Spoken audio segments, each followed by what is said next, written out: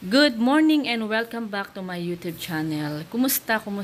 So ngayon ay magluluto muna ako ng pancake bago ako mag-repack ng mga binili namin sa palengke ni Daddy. So eto yung ginagamit ko, frying pan na non-stick para hindi masyadong dumikit. Kasi nga yung mga kawali kong mga luma talagang dumidikit siya. So hindi maganda yung pagkakaluto.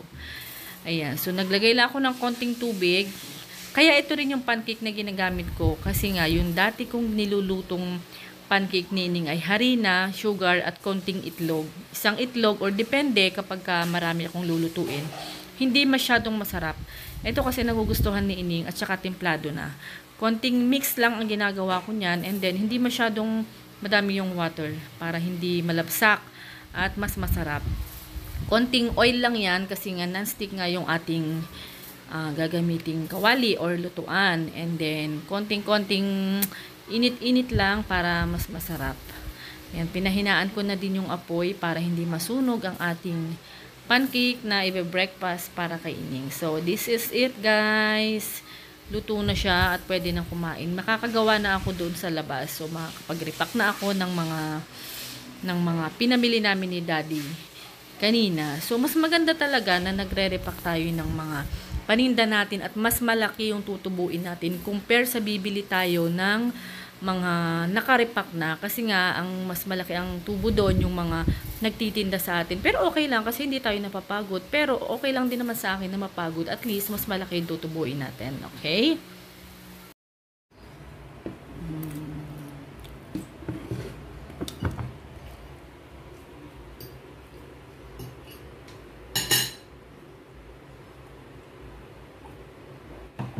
Sa'yo, hindi naman yan pwede sa'yo.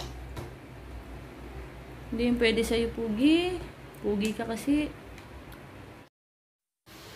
At eto na nga, tapos na akong mag-repack ng munggo. So, ang munggo ko ay 90 per kilo. Bumili ako ng 2 kilo at may tubo akong nasa 100 pesos. So, okay na din yan. Dito naman sa harina ay 40 ang 1 kilo. Bumili ako ng 2 kilo. Ang per pack ko nito or per balot nito ay 10 piso. Hindi naman siya ganun kakonti. Tapos bumili din ako ng another pangtinda na per kilo-kilo din dito kasi minsan may mga naghahanap ng 1 kilong harina. So dun sa 40 pesos, ginawa kong 55 pesos per kilo dito sa aking tindahan. So 15 pesos lang ang tubo ko per kilo. Pero kapag inirepack mo na yan, tutubo ka ng nasa 40 pesos pa din. So, okay sa alright yun. Dito naman sa tuyo ay 160 ang kalahati. Bumili lang ako ng kalahating kilo. Nirepack ko siya at tumubo naman ako dito ng nasa 90 pesos. Ayan. So, yung plastic ng yelo lang naman ang aking ginamit dyan. Hindi ako gumagamit ng labo kasi nga medyo manipis. Dati yung labo yung ginagamit ko, pero ngayon plastic yelo na.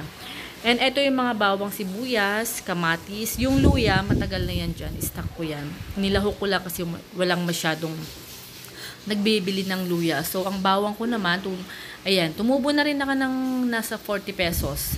And 50 pesos sa bawang. Ayan, naglagay na rin ako ng mga presyo para hindi magtatanong-tanong si Ining sa akin. Ang kamatis pala ay mura ngayon, mga kaibigan.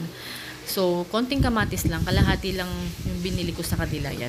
Nilagay ko na dito kasama ng mga condiments, ng mga sinigang, ng mga magic sarap para mas madali.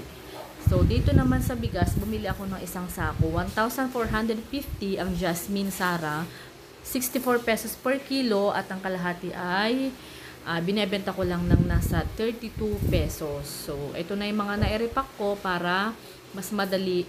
At nakabukod na rin yung benta para kapag nakabenta ako ng madami, pwede ko na siyang ipamili uli. At susubukan ko uling palaguin yung aking bigas katulad dati.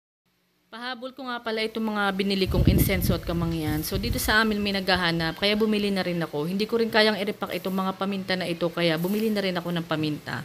And na-deliver na itong mga pinalabhan kong comforter kasi nga hindi ko kayang labhan. Medyo mabigat at madami. So hanggang dito na lang, guys. Bye!